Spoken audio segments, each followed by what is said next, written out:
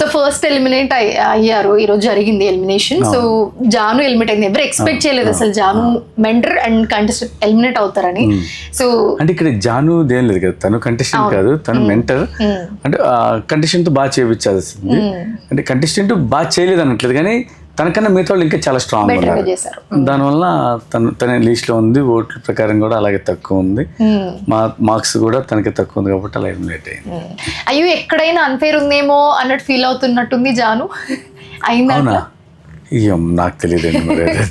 So basic గా చాలా ఓంకార్ గారి షోలో చాలా క్లియర్ గా ఉంటారు. ఎవరైనా కొంచెం అటు ఇటు కన్సర్న్ చూపించినా కూడా చాలా కరెక్ట్ గా చెప్పాలి అని చెప్తారు ఓంకార్. చాలా షోస్ లో చూసాం మేము. ఇంతకు ముందు సీజన్ లో కూడా ఎవరైనా కొంచెం అటు ఇటు ఉన్నా కూడా లేదు, you should do this, you should do that అని కరెక్ట్ గా చెప్తారు.